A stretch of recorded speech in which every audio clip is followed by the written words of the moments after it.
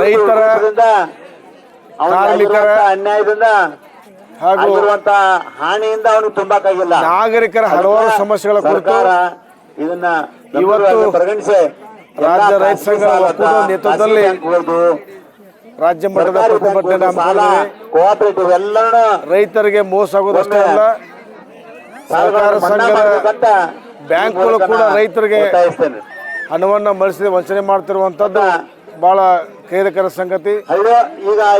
ರೈತರ ಜಮೀನನ್ನು ವಶಪಡಿಸಿಕೊಂಡು ಹಣವನ್ನ ಪರಿಹಾರ ಕೊಡದೆ ಅದನ್ನ ಕೂಡ ನಿರ್ಲಕ್ಷ್ಯ ಮಾಡತಕ್ಕಂಥದ್ದು, ಕಬ್ಬಿನ ಬೆಲೆ ಇರಬಹುದು, ರೈತರ ಕೃಷಿ ವ್ಯವಸ್ಥೆ ಇರಬಹುದು, ನೀರಾವರಿ ಇರಬಹುದು, ತೋಟಗಾರಿಕೆ ಇರಬಹುದು, ಜೊತೆಗೆ ಒಂದು ಕಾರ್ಖಾನೆಯಲ್ಲಿ ಕೆಲಸ ಮಾಡಿ ರೈತರಿಗೆ ಮಕ್ಕಳಿಗೆ ಹಣವನ್ನ ವೇತನ ಕೊಡದೆ ಪರಾರಿಯಾಗುವಂತ ಹಲವಾರು ವಿಷಯಗಳನ್ನ ತಗೊಂಡು ಇವತ್ತು ಹೋರಾಟ ಮಾಡತಕ್ಕಂಥದ್ದು.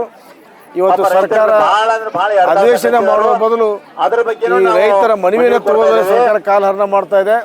ಅದಕ್ಕಾಗಿ ಕೂಡಲೇ ಸರ್ಕಾರ ಈ ಆಗ್ತಕ್ಕಂಥ ರೈತರ ಸಮಸ್ಯೆಗಳಿಗೆ ನೀವು ಪರಿಹಾರ ಕೊಡುವಂತ ವ್ಯವಸ್ಥೆನ ಮಾಡ್ಕೊತ ಹೋಗಬೇಕು. ಹೀಗೆ ಪ್ರತಿಯೊಂದಕ್ಕೂ ನಾವು ಹೋರಾಟ ಮಾಡಿ ಸಮಸ್ಯೆಗೆ ಪರಿಹಾರ ಕಳ್ಕೊಳ್ಳುವಂತ ವ್ಯವಸ್ಥೆ ಆಗಬಾರ್ದು.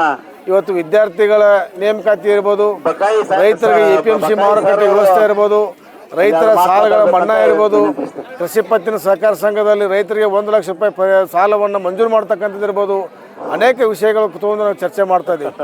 ಜೊತೆಗೆ ಸರ್ಕಾರ ಈ ವರ್ಷ ಖರೀದಿ ಕೇಂದ್ರವನ್ನು ಪ್ರಾರಂಭ ಮಾಡದೆ ರೈತರಿಗೆ ಕೂಡ ದೊಡ್ಡ ತೊಂದರೆ ಮಾಡ್ತಾ ಇದೆ.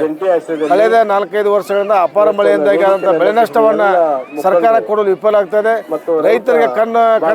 ರೈತರಿಗೆ ಒಂದು ಕಣ್ಣು ಮುಚ್ಚಲಾಟವನ್ನು ಮಾಡೋದ್ರ ಮುಖಾಂತರ ಸರ್ಕಾರ ಪಂಚ ಗ್ಯಾರಂಟಿ ಯೋಜನೆಯಲ್ಲಿ ತನ್ನ ಕಾರ್ಯಕ್ರಮವನ್ನು ಮುಗಿಸ್ತಾ ಇದೆ. ಈಗ ಉಳಿದ ಕ್ಷೇತ್ರವನ್ನ ನಿರ್ಲಕ್ಷ್ಯ ಮಾಡುವ ಮುಖಾಂತರ ಈ ಎಲ್ಲರ ಕಂಗನಿ ಗುರಿಯಾಗಿದೆ. ಅದಕ್ಕಾಗಿ ದಯವಿಟ್ಟು ಮುಖ್ಯಮಂತ್ರಿಗಳು ರೈತರ ಕಾರ್ಮಿಕರ ಹಲವಾರು ಹಣಕಾಸು ಬ್ಯಾಂಕ್ಗಳಂತ ಅವ್ಯವಹಾರವನ್ನು ಸರಿಪಡಿಸಿ ರೈತರಿಗೆ ನ್ಯಾಯ ಕೊಡಬೇಕು ಅಂತ ಮಾತನ್ನ ಈ ವೇದಿಕೆ ಮುಖಾಂತರ ಹೇಳಿಕೆ ಇಚ್ಛೆ ಪಡ್ತಾ ಇದ್ದೀನಿ.